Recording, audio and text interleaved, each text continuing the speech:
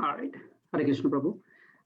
So we are live on Facebook. Before you start, just let me introduce you to the audience on Facebook. Hare Krishna, everybody. Dhanavad Pranam. Happy Sunday. Today we are very, very fortunate to have Krishna Prabhu, really wonderful devotee who lives in Alachua. He has born and raised in a Vaishnava family, and he has spent most of his life, especially studying in Gurukulas like Alachua and also Mayapur, about the art of philosophy of Bhakti Yoga and how to apply it particular.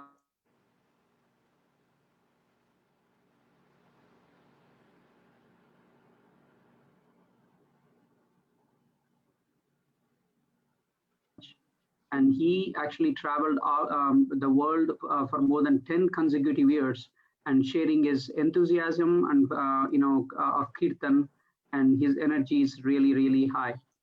And one of the essential components of bhakti culture is having the energy, which we can see him through his kirtans, and he has done many live performances. Even on in Orlando, he has done a wonderful holy few years back. It was so live. So and he is also a founder and member of the renowned band in ISKCON community, Mayapuris. They have wonderful YouTube channel where you can subscribe and also get to their latest events and news about it. So without further ado, Prabhu, please take us from here. Thank you so much. Hare Krishna. Thank you so much. First of all, I would like to particularly thank Dvaipayana Prabhu for inviting me to speak. He in particular asked me to speak of some pastimes. Of course, the pastimes of Krishna and the pastimes of the Bhagavatam are intertwined with philosophy. So we'll definitely be getting into some beautiful teachings from the Srimad Bhagavatam. But first, we'll start today's class with the chanting of Jaya Radha Madhava. And I think we'll just sing it together, so there's no call and response on Zoom. So. Jaya Radha Madhava Kunja Bihari Gopi Jana Vallabha Girivaradari Yashodhanandana Braja Janaranjana Jamuna Tira Vanachari Jaya Radha Madhava Bihari Hare Krishna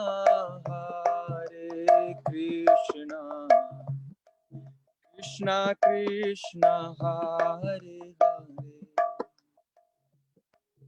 Hare Rama Rama Rama Hare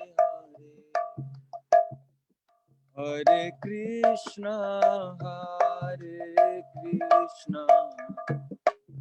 Krishna Krishna Hare Hare Hare Rama Rama Rama Hare Hare Hare Krishna Krishna Krishna Hare Hare Hare Rama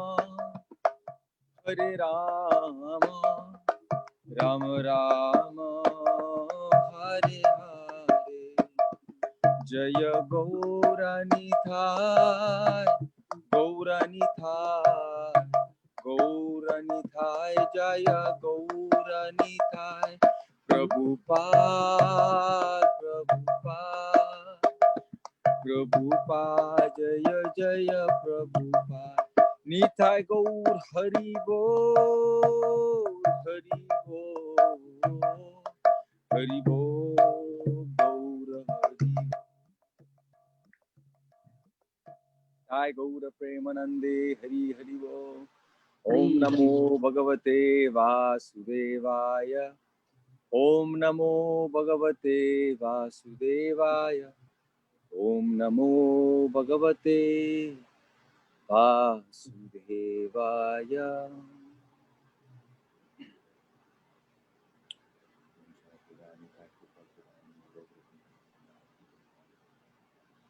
Namo Vishnu Paraya Krishna Prasad Vitale Srimate Jayapati Swami Nitya Namane. Namo Vishnu Paraya Krishna Prasad Vitale Srimate Bhakti Vedanta Swami Nitya Namane.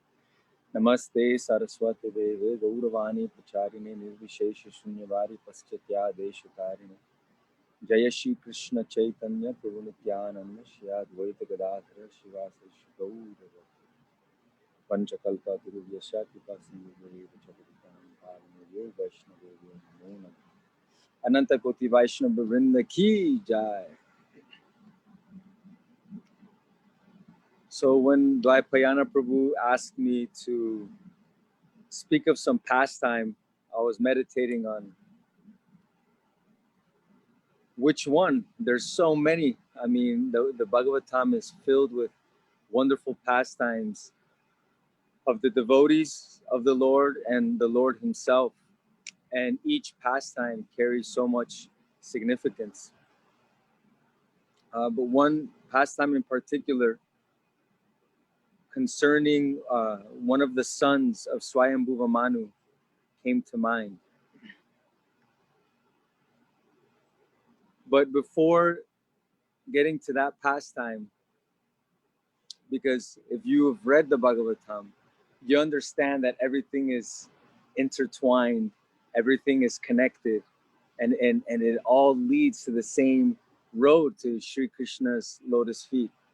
But the way it gets there is so artistic, it's so poetic, it's so beautiful. So I would like to get to the pastime, today's pastime, by talking of other pastimes, by following the journey of Vidura.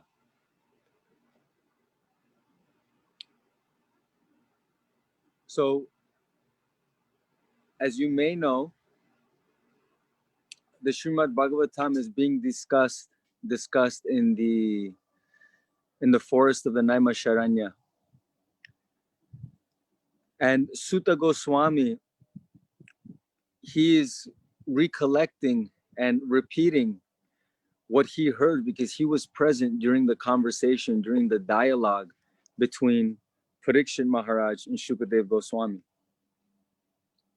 Losing your voice a little bit here and there. Oh, can you hear me? Yeah, I can hear you now. Okay.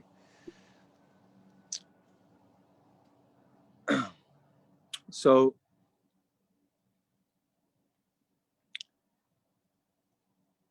Sutta Goswami, he's speaking, and he's speaking of many topics. And then while he is discussing the various topics, he mentions a conversation of Vidura and Maitreya Muni. But he continues his discourse and he's answering the questions of the sages. When he finishes answering the questions, Shaunaka Rishi, he recalls back to that point where Sutta Goswami mentions this conversation between Vidura and Maitreya Muni. So he reminds Sutta Goswami of that conversation and asks him to expand. So Sutta Goswami then begins to remember and recall the dialogue of Sukadev Goswami in that particular point where Parikshit Maharaj showed great interest in wanting to know more about Vidura. Because as you know, or if you don't know, Parikshit Maharaj, he is the grandson of Arjuna, and Arjuna was in relation with Vidura. So the connection wasn't too far in years. Parikshit Maharaj, was ruling during the transition of Dwarpa Yuga and Kali Yuga. And Krishna recently left, and the Pandavas were also there, and Yudhishthira was ruling, and the battlefield of Kurukshetra passed. So Parikshit Maharaj was very intrigued to learn more about Vidura. So I'll read a little bit, because the way the Bhagavatam puts it is so poetic. So the king, Parikshit, asks Sukadev Goswami, where and when did the meeting and discussion take place between Saint Vidura and His Grace Maitreya Muni? Kindly oblige, my lord, and describe this to us. Saint Vidura was a great and pure devotee of the Lord, and therefore his questions to His Grace Rishi Maitreya must have been very purposeful, on the highest level, and approved by learned circles. That's Parikshit Maharaj saying that. So Sutta Goswami says, the great sage Shukadev Goswami was highly experienced and was pleased with the king. Thus being questioned by the king, he said to Parikshit Maharaj, please hear the topics attentively. So now Sukadev Goswami, he fulfills the desire of King Parikshit, and he begins to give a little bit of backstory of Vidura's journey. In Vidura's journey to have this wonderful conversation with Maitreya Muni. So Shukadev Goswami, he begins to tell. King Dhritarashtra became blind under the influence of impious desires to nourish his dishonest sons.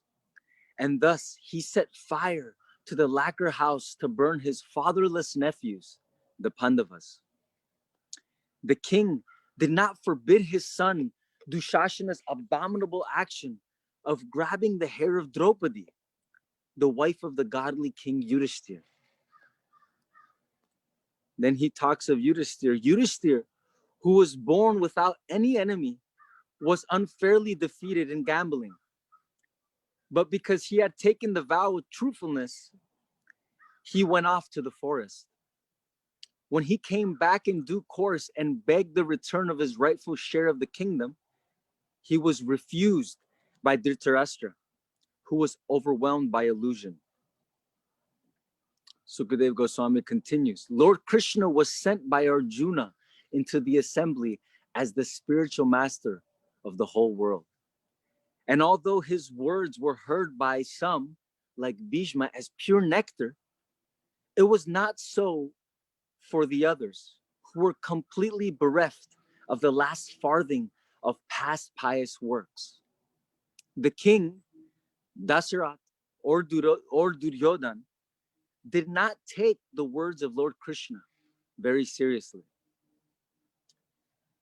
So some time passed, and then Dhritarashtra invited Vidura to consult for some consultation. When Vidura was invited by his elder brother Dhritarashtra for consultation, he entered the house and gave instructions which were exactly to the point. His advice is well known, and instructions by Vidura are approved by expert ministers of the state. Now here is Vidura's earful to Dhritarashtra, which was the impetus by Krishna's arrangement for him to continue on his journey to have this beautiful conversation, this exchange with Maitreya Muni. So Vidura tells Dhritarashtra, you must now return the legitimate share to Yudhishthira, who has no enemies and who has been forbearing through untold sufferings due to your offenses. He is waiting with his younger brothers, among whom is the revengeful Bhima, breathing heavily like a snake. Surely you are afraid of him. Lord Krishna, the personality of Godhead, has accepted the sons of Pritha as his kinsmen, and all the kings of the world are with Lord Sri Krishna. He is present in his home with all his family members, the kings and princes of the Yadu dynasty, who have conquered an unlimited number of rulers, and he is their Lord. You are maintaining offense personified, Duryodhan, as your infallible son, but he is envious of Lord Sri Krishna. And because you are thus maintaining a non-devotee of Krishna, you are devoid of all auspicious qualities. Relieve yourself of this ill fortune as soon as possible and do good to the whole family. So he spoke so strongly, directly to his elder, Dhritarashtra. And of course, Dhritarashtra's son wasn't happy to hear this. So Duryodhan, he exchanged some very harsh words. Says has Duryodhan's was swollen with anger and whose lips were trembling. He said, "Who asked him to come here? This son of a kept mistress. He is so crook that he spies in the interest of the enemy against those on whose support he has grown up. Toss him out of the palace immediately and leave him with only his breath." Thus being pierced by arrows through his ears and afflicted to the core of his heart, Vidura placed his bow on the door and quit his brother's palace. He was not sorry, for he considered the acts of the external energy to be supreme. So here Vidura took this insult as a great blessing. He immediately showing that he is giving up his position, being a part of the code of a clan, being a part of the palace, being a consultant to the king, any official position that he had. He removed that position by removing his bow and putting it at the doorstep, saying, "I am no more connected to you." So there Vidura immediately, he took this as a great blessing to be able to deepen his Krishna consciousness, where he doesn't have to be entangled in political or worldly affairs. He doesn't have to be associated with people who are blatantly envious of Krishna and who are blatantly trying to kill the devotees of Krishna.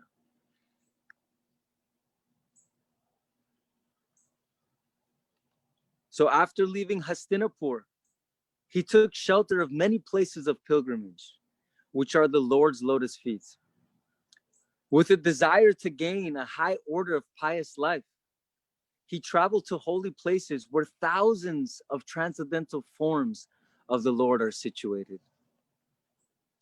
He began to travel alone, thinking only of Krishna, through various holy places like Ayodhya, Dwarka, and Mathura. He traveled where the air, hill, orchid, river, and lake are all pure and sinless, and where the forms of the unlimited decorate the temples. Thus, he performed the pilgrim's progress.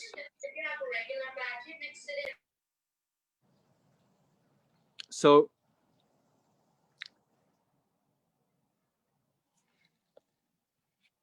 during his pilgrimage,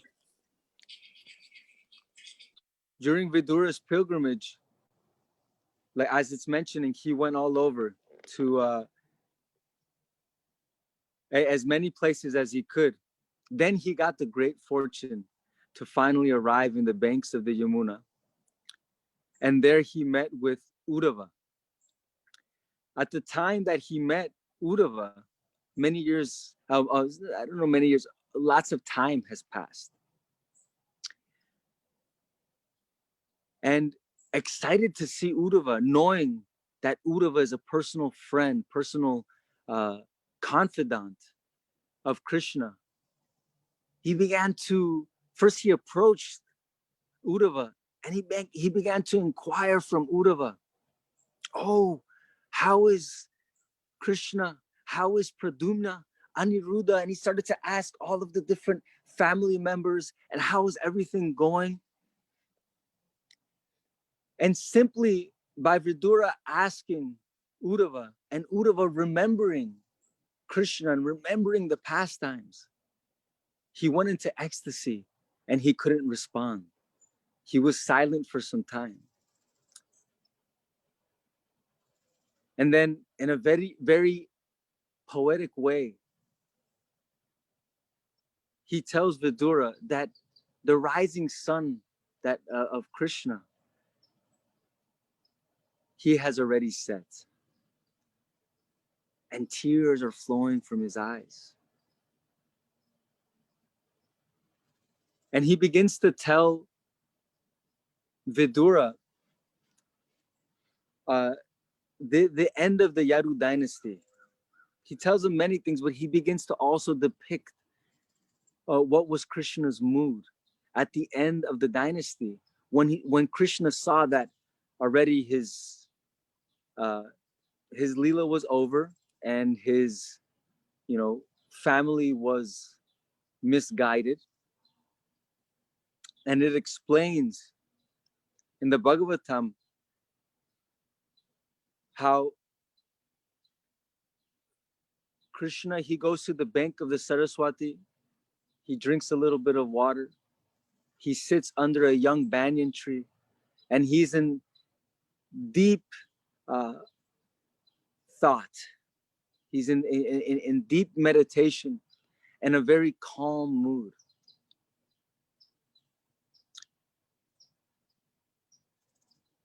And he is telling Vidura that seeing Krishna in this way, he approaches Krishna. And he has the great fortune that Krishna begins to speak to him. And at that moment, Maitreya Muni arrives. And he begins to listen to this wonderful conversation. And this conversation is recorded, and we also have access to this, the Uddhava Gita, in the 11th canto of the Srimad Bhagavatam.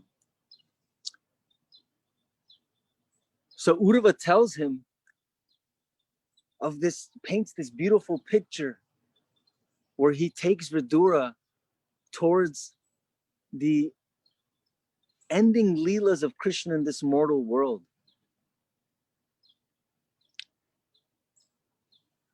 But Vidura, he's intrigued and interested, wanting to know the teachings of Krishna that he gave to Uddhava. So he asks Uddhava, please share with me this fountain of knowledge that was given to you. So Uddhava tells him, it's better that you speak with Maitreya. That Maitreya was present, and Krishna, he also told Maitreya Muni all that it is needed to be heard. So you can find them at this place. So Vidura, he follows the instruction of Uddhava. He finds Maitreya Muni, and that conversation is interwoven in the Srimad Bhagavatam. And so Shukadev Goswami is telling Parikshit Maharaj this conversation, and then he tells him the end of the conversation. He tells him how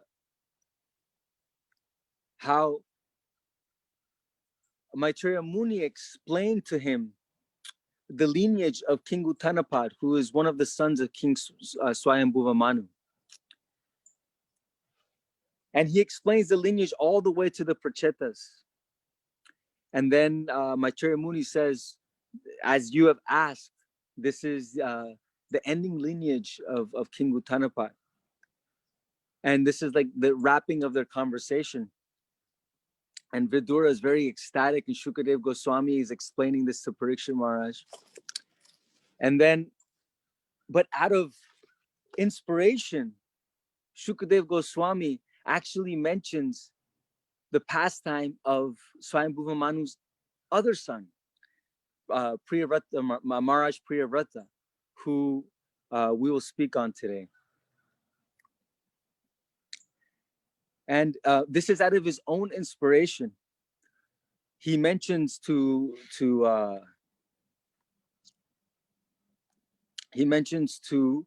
Parikshit Maharaj like a synopsis of who Maharaj Priyavrata was. And then the king Parikshit Maharaj, he asked Shukadev Goswami, "O great Brahmana, this is my great doubt. How was it possible for a person like King Priyavrata, who was so attached to wife, children, and home, to achieve the topmost infallible perfection in Krishna consciousness?" So before, now we've got into actually the pastime, a little bit of the pastime of this great personality that I wanted to speak on. But as you can see, the beauty of Bhagavatam is that everything is interconnected, and it's so wonderfully depicted in the Srimad Bhagavatam that you can just immerse yourself pastime after pastime after pastime. So in this pastime of Maharaj Priyavrata, one of the important points that I wanted to speak about today, that maybe if the devotees who are connected in Zoom, if they want to expand on, you're invited to reflect and to share as well, is the power and the importance of balance. And because if you actually see our lives, if you see our situations, we're constantly doing a balancing act. It's a constant balance act. If the innate nature of the living entity, for example, thinking, feeling, willing, we have to balance what are the things that we think, that we feel, that we will. For example, with our thoughts, I know personally myself, I have to manage my thoughts and balance out, filter out my thoughts. Sometimes I want to speculate too much of the future, or I want to lament or dwell on things that have passed already. So those type of thoughts, we don't want lingering in our consciousness. And this is a continuous, everyday progress and process. In our relationships, for example, in our relationships between husband and wife, there has to be balance. There has to be an understanding of where we are situated, an understanding of where our partner is situated, and there has to be a mutual understanding and compromise, and there has to be a balance. Or between the relationships between parent and children, especially the parents, they have to balance the type of relationship and adapt the type of relationship they have with their children. For example, a parent can't act the same way to a 10-year-old that he will to his 16-year-old, that when that same child is 16, because there's different needs come, and there's different psychological developments, etc. So like this in our relationships, in our everyday life, really, in our daily schedule, with our sadhana, with our reading, our exercise, our diet, on all of these topics, I mean, all of these categories, we have to find balance. And there's a way, and actually we can discuss in each of these categories, we can discuss in length different practical ways that we can apply it in our lives so it's balanced. And then there is experts in each field, and or therapists or trainers or coaches. And so in our everyday life, we are trying to find a balance. So what is the best way to find that balance? And actually, now thinking in an even deeper sense, even our existence is really finding that balance. Why in our existence? Because it is explained in the Bhagavatam and in the Bhagavad Gita that the energies of the Lord, in a concise way to explain, you can say it in three, right? There's the internal energy, there's the external energy, and then there's the marginal energy, which actually the marginal energy is the combination or a mixture of the internal and external energy, right? So the internal energy being that the spiritual energy, the soul, the spiritual worlds, the pleasure potencies. The external energy, the material worlds, matter. And then to touch the Shakti, the marginal energy, which is us in the material world. It's part of the experience of the jiva in the material world, where we're actually this divine energy, this spiritual energy that is eternal, yet we're covered in a temporary body. So already there's that duality of there's this, that's why death is such a frightening sometimes concept or weird concept, because it isn't natural for the soul to die, because the soul never dies. But we're in this temporary experience, in this material covering. So even within our existence, it's almost like an existential crisis where we have to find the balance, and there is this balance, and it is important to understand the situation, because then we know where to focus our energy. For example,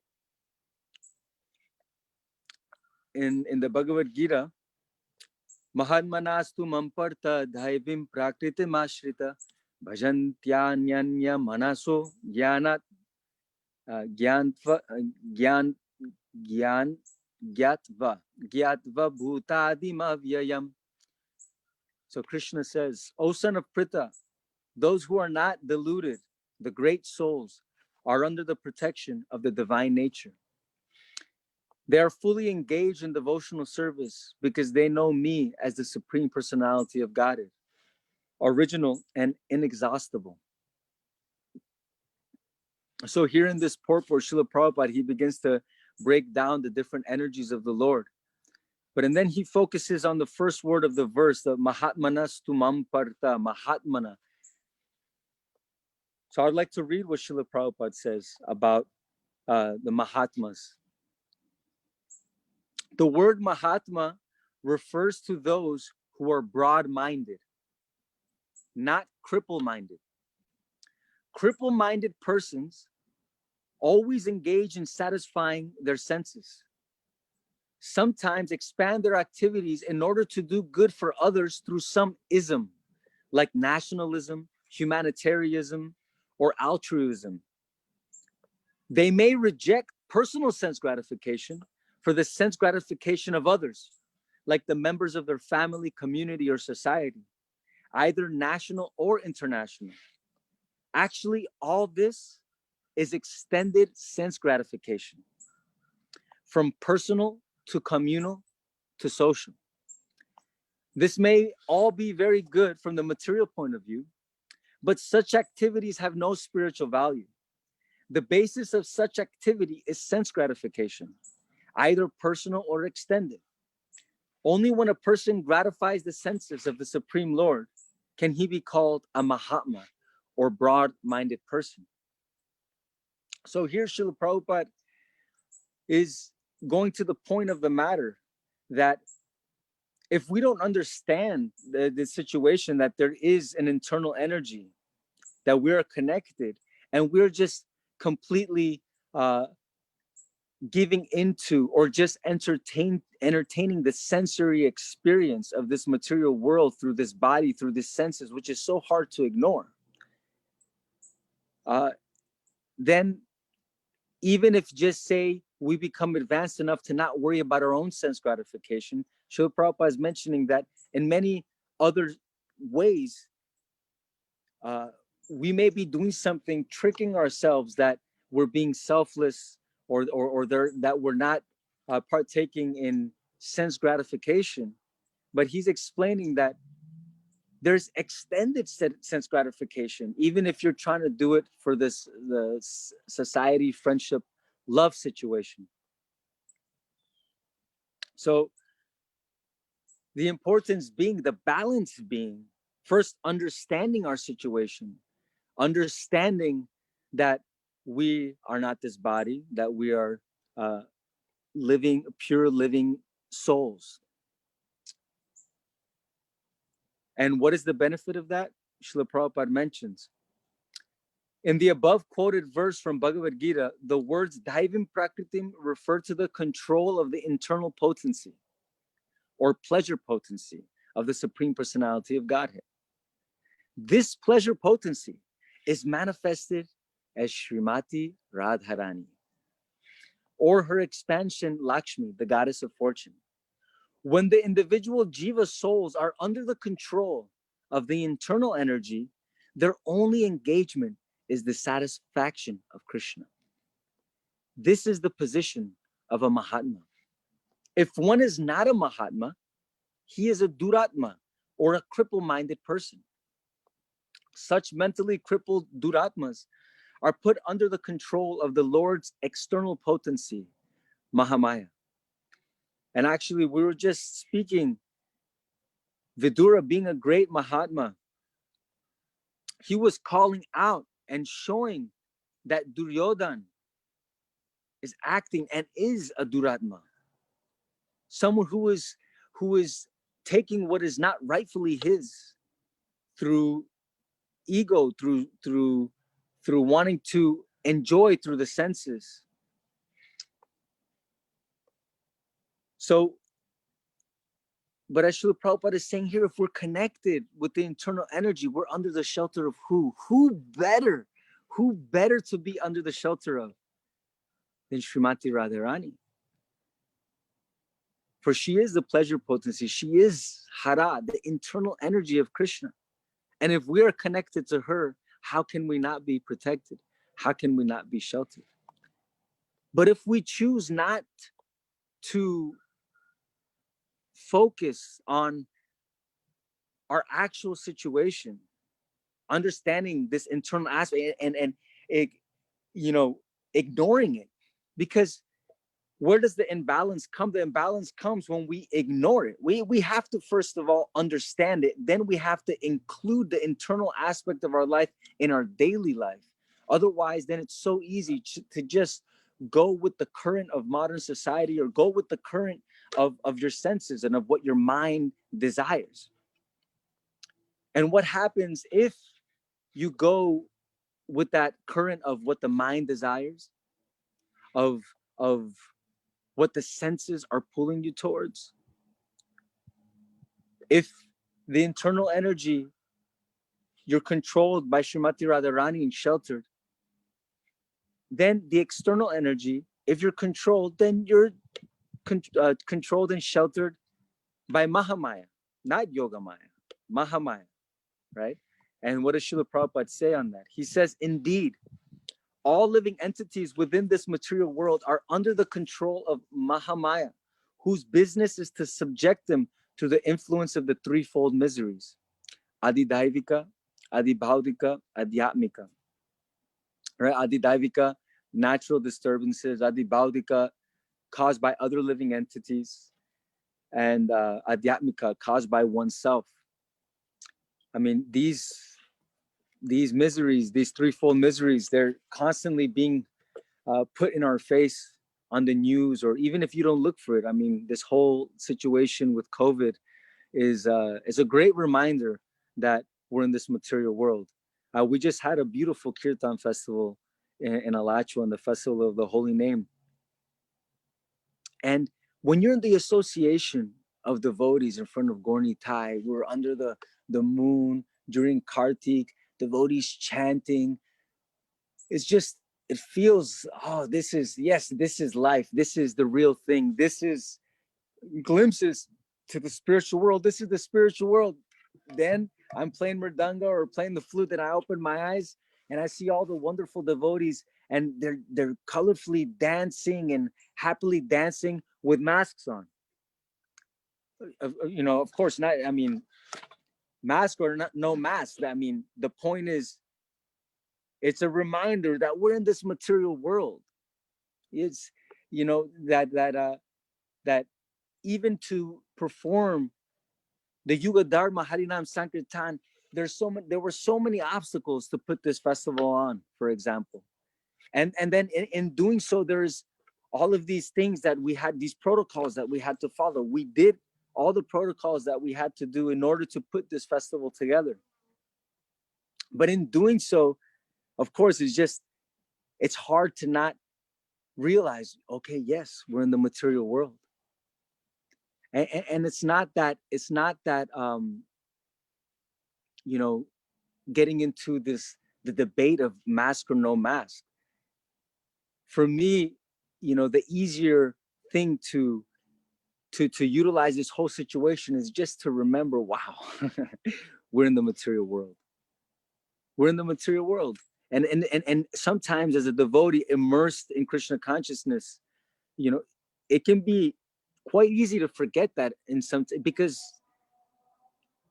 if you see everything as Krishna's mercy, if you're seeing everything as Krishna's mercy and everything is just like this Krishna's pastimes, and when he was here, he went through difficulties, he went through troubles, you know, and this is, I mean, in the spiritual world, they go through troubles, of course, it's different. What I'm saying is sometimes it can be, you can just kind of coast. You can just kind of coast and be like, oh, this is not so bad. You know, this is not so bad. You know, I'm rolling with the punches that are coming and continuing my spiritual life.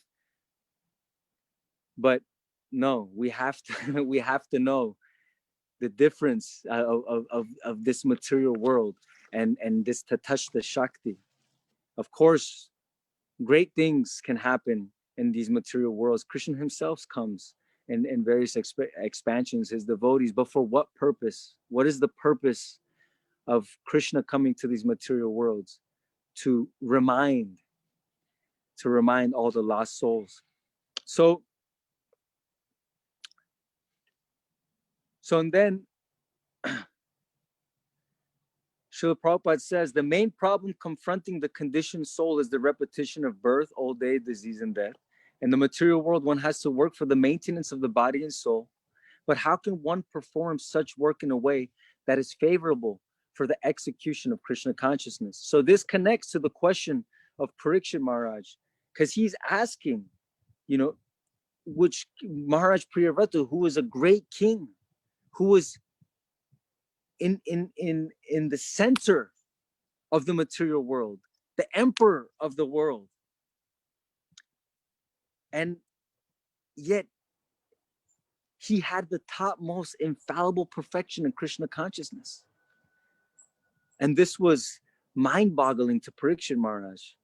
And so Parikshit Maharaj asks, I'll repeat the question, how was it possible for a person like King Priyavrata, who was so attached to wife, children, and home, to achieve the topmost infallible perfection in Krishna consciousness? So there's Shukadev Goswami. He begins to tell the story of Maharaj Priyavrata, because as we heard from Maitreya Muni, he is telling Vidura the pastime of the lineage of King Uttanapad. King Uttanapad is the son of Swayambhuva Manu, who's the son of Brahma. This is in Satya Yuga, towards the beginning of creation. So Uttanapad is the father of Dhruva Maharaj, and then the whole lineage was described by Maitreya Muni to Vidura up to the Prachetas. But and then after the Prachetas, there wasn't a suitable king to rule the earth. So then King Swayambhuva Manu, he went to the Gandhamadana hill to go look for his elder son, Maharaj Priyavrata. See, Swayambhuva Manu had his son Maharaj Priyavrata and King Uttanapat. Actually, Maharaj Priyavrata, he was older. So he was the rightful heir to the kingdom, but his nature was that of a renunciate. So he went to study with Narada Muni in the Gandhamadana hill, and King Uttanapat ruled the earth and his lineage. But now it came time for Maharaj Priyavrata to rule. So Swayambhuva Manu approaches Maharaj Priyavrata with this dilemma. And in a very politeful way, Maharaj Priyavrata, he refuses actually. He tries to refuse, saying, what would be of my Krishna consciousness? All of these years of cultivating this and of renunciation, and now I have to take up householder life. Now I have to become king, political, worldly affairs. I'm not interested. There was no interest. And this is how advanced Maharaj Priyavrata was, that basically in a material sense, have whatever you desire. But he was self-satisfied. His training with Narada Muni, he had direct training from Narada Muni. Imagine what better training. He achieved perfection. But seeing this situation, Brahma, Lord Brahma, the grandfather of Maharaj Priyavrata, he saw that he had to intervene. So from Satyaloka, Brahma started to come to the Gandhamadana hill to see Maharaj Priyavrata. And it is explained in the Bhagavatam that when he was descending, all of the great sages headed by Lord Shiva and all the demigods, they also descended to see the arrival of Lord Brahma. And it explains that the grandsire, Brahma, that he was like the full moon with all of these luminaries and stars that were descending. So imagine that beautiful vision. And Narada Muni, Swayambhuva Manu, and Maharaj Priyavrata, at once they noticed that Brahma's arriving. And so Narada Muni stood up, they all stood up to receive the blessings. And even though Maharaj Priyavrata, even though he, refused the offer, of course, he accepted Lord Brahma with the open heart, his grandfather. So Lord Brahma, it explains that with the relationship as grandfather and grandson, him knowing the advancement of Krishna consciousness of Maharaj Priyavrata, he smiles, knowing that he can take up this task and be okay.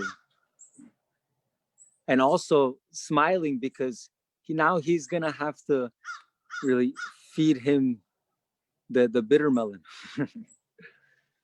And so he begins to preach to Maharaj Priyavrata and tells him, even myself, Shiva, all the great demigods, we have service to do under the Supreme Personality of Godhead. It is our duty.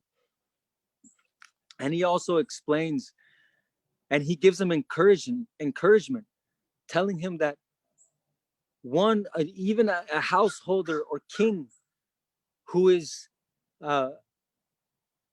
focused with the lotus feet of Krishna within the heart has no impediments in their devotional service, has no discontinuation in their spiritual advancement. So now here Maharaj Priyavrata is in a tricky situation, in a sense where, you know, his direct guru is Narada Muni, which is the son of Brahma, but his direct guru, right, when the Guru Parampara, Brahma, Narada, Vyasa, right, Brahma, Narada as the same disciplic succession, Narada is telling, preaching the perfection through renunciation, perfection of Krishna consciousness through renunciation. But now Brahma is telling him, rule the earth, become a householder, and you can also achieve perfection. So it's almost he has this dilemma, and he has to please both. And how does Maharaj Priyavrata please both? And this comes to our point of the power of balance and the importance of balance. We're talking about the internal and external. And here, Maharaj Priyavrata had to internally satisfy Narada Muni through all of the teachings that he received of being a fixed bhakta, internally in the heart, always fixed in the lotus feet of Krishna. And then externally, he can please Brahma by doing his subscribed duty, by doing what he is supposed to do. And he was the one that was qualified to do so. There was nobody else after the Prachetas. So the glories of Maharaj Priyavrata, of the fantastic ruling, the fantastic job that he did, is glorified in various Puranas and in the Srimad Bhagavatam. He was such a great king, very powerful king. So much so that he didn't like that, you know, sometimes a certain part of the earth would get darkened, because when the sun would go north and in the south, and then when the sun would go south in the north, it was darkened. Like, he didn't like. So through his brilliance, through the perfection of his Krishna consciousness and his blazing chariot, he followed the sun and managed for there to always be the effulgence of the sun. So, I mean, there's many, many wonderful glories of Maharaj Priyavrata, but the one that stands out, according to the question that Maharaj Parikshit is asking, of how did he become, even though being so intertwined with wife and children and responsibilities in the kingdom and all of these things, how did he get the topmost perfection?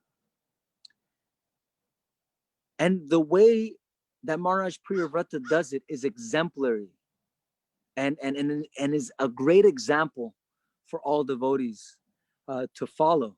Of course, he's Maharaj Priyavrata, we understand that. But at least there's an ideal, at least there's an example of how it can be done. And how was it done? It explains that he gave the perfect and proper amount of affection to his children. He gave the perfect and proper amount of affection to his wife, so much so that it explains that he looked as if he was any materialistic king who was lost by the feminine conduct of his wife. So he was in love. He looked in love, right? But this goes to show that there is this relationship even within our lives with Krishna in our internal journey and our external journey. Not that we're doing something that is not real, or that is not, or that is fake, that we're being deceptive because there's something that externally is being different than what's happening internally. No, where here what Maharaj Priyavrata is exemplifying is that because sometimes, unfortunately, there's this understanding that in order to be detached of this material world, sometimes we have to treat others with detachment. And And in our way of doing that can be sometimes selfish, it can be hurtful, it can be harsh. And in that process, we can offend or burn people out, devotees, children, spouses. And it is very important that being in the householder communities now, I mean, more than before, that we learn to have this harmony within our householder life, because the way that we can continue to spread this beautiful mission of Krishna consciousness as predicted by Bhaktivinoda Thakur is by making each home a temple, is by namahatas, is by these Zoom conferences, is by having exemplary families and beautiful relationships within each home.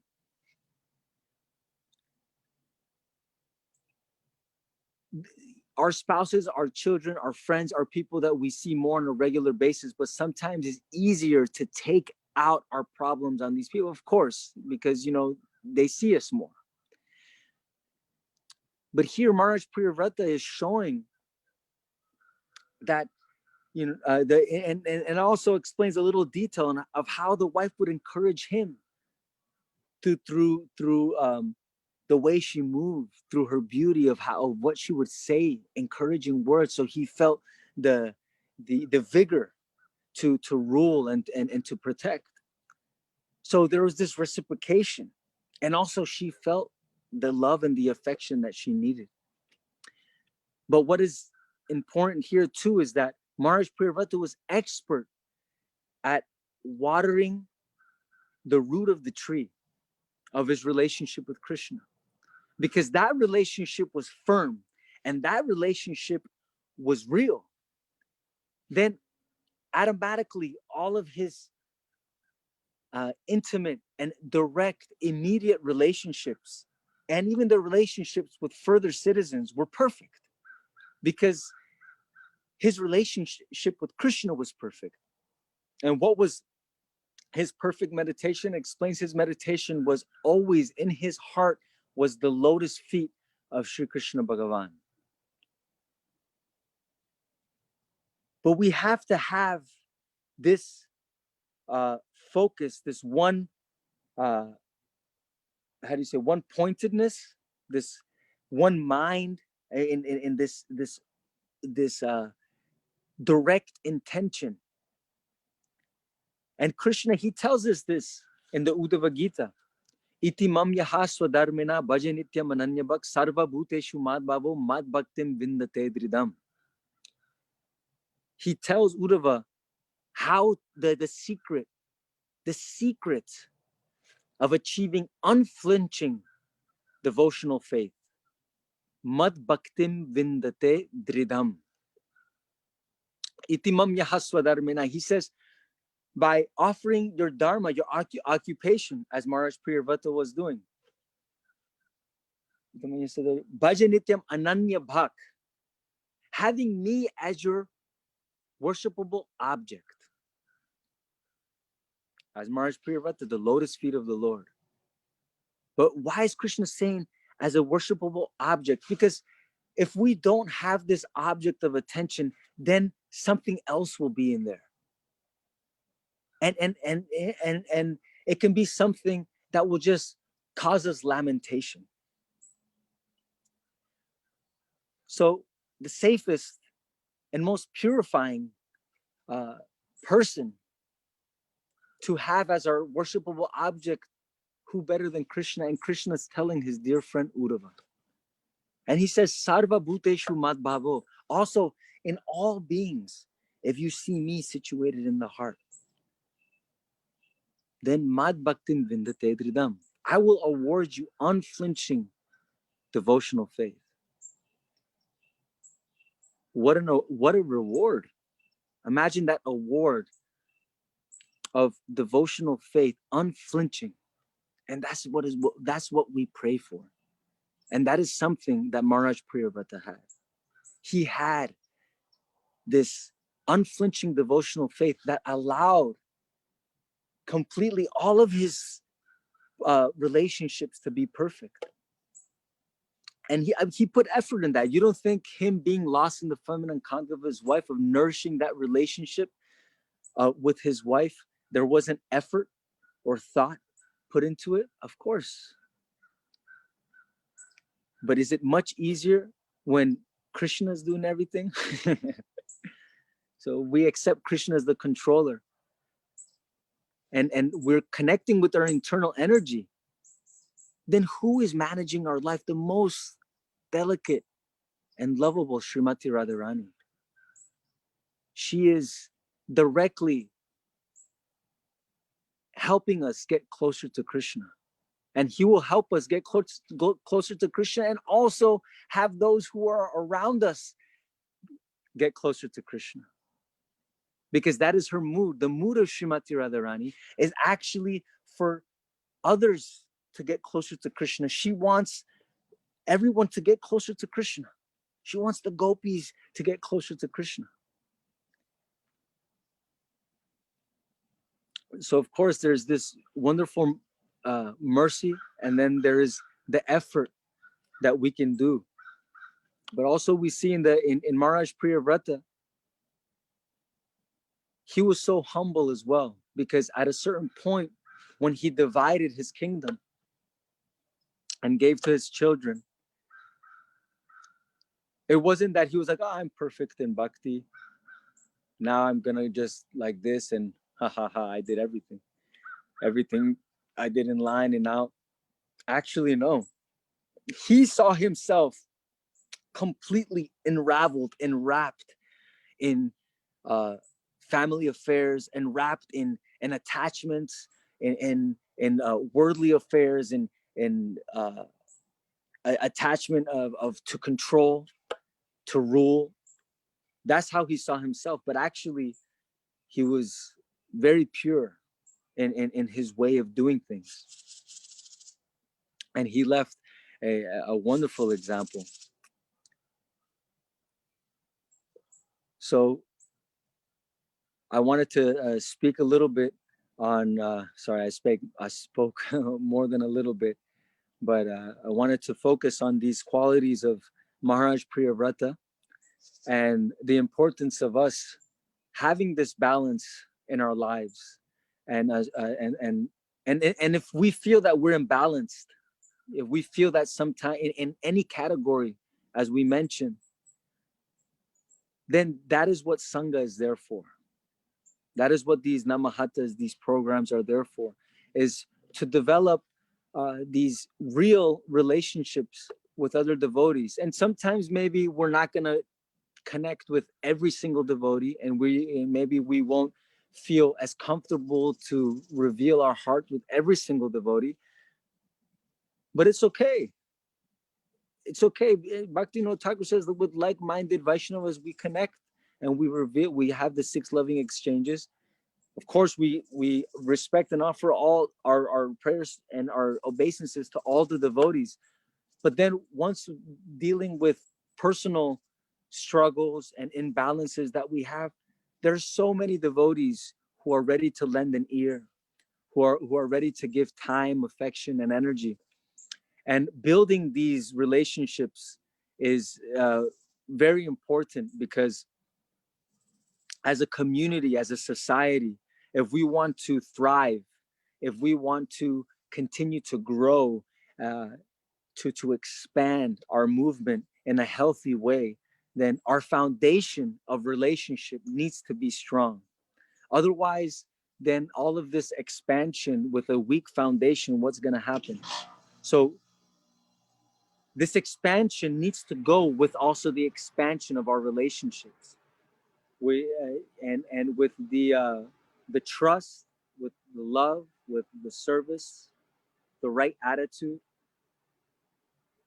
and like that, we will be able to continue Srila Prabhupada's mission and continue to take part in Gora Lila and the pastimes of Mahaprabhu, because right now we have that great fortune of being able to continue that legacy.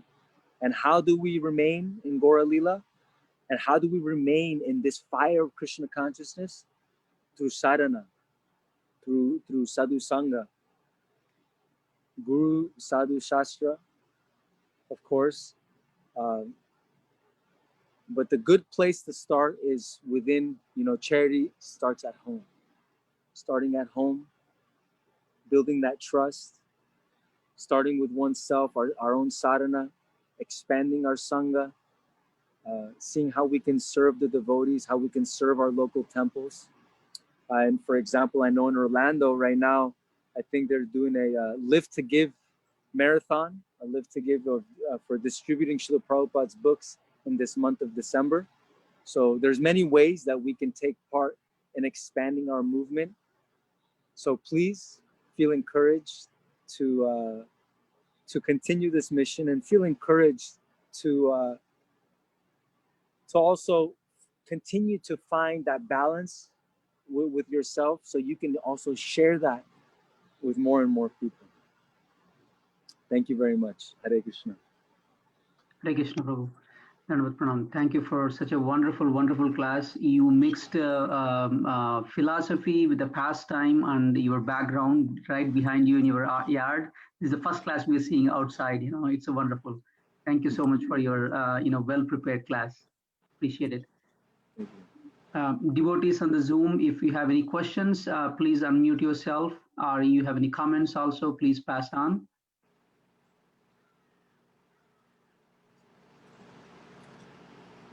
Hare Krishna, Krishna Kishore Prabhu.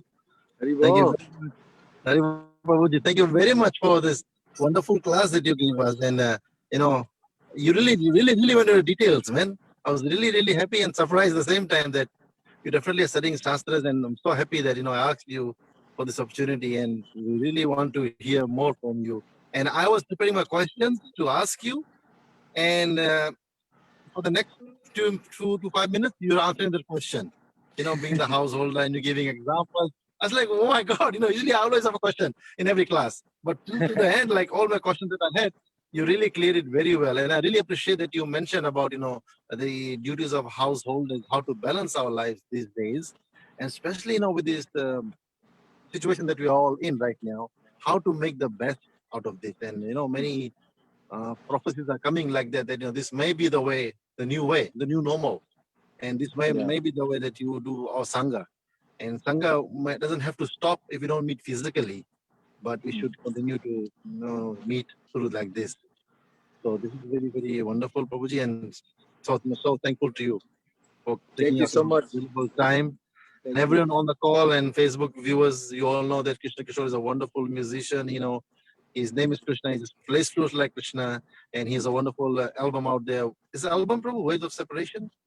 Or was it? Waves of Separation is actually a song. I think in iTunes it's like put as an EP because it's so long. It's like a 15-minute song, but you can find it. It's on YouTube as well. A little animated video, and actually on YouTube I also put the pastime behind the inspiration of the song. So yes, I saw that one. Also see that.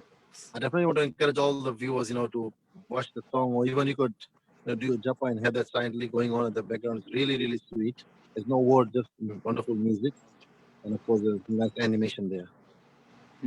Prabhuji, thank you once again. Thank you so much. Actually, it's because of you, these past days, I've been able to get a little absorbed in Bhagavatam. Otherwise, time passes on, so many things happening here and there, agendas and everything like that. And it's a great reminder to just, sit down and just read the Bhagavatam, really, feel the pastimes of the Lord and try to meditate on them and envision yourself there, because, it's being told to us, even though it can't go into so many details, there are many details that allow us to really dive in and actually feel the presence of these great sages. Yes, and this is very important that we still remember the acts and discussions those sages were doing or did that at the time. We can also apply that in our life, today's lifetime too. Over with that question, okay, I remember the question. So, one point you mentioned about Maitreya Muni, and Parashit Maharaj got interested to know about Maitreya Muni or Vidura? Vidura. Okay. Right, okay. he wanted to know more of the conversation of Okay. Vidura and Maitreya Muni.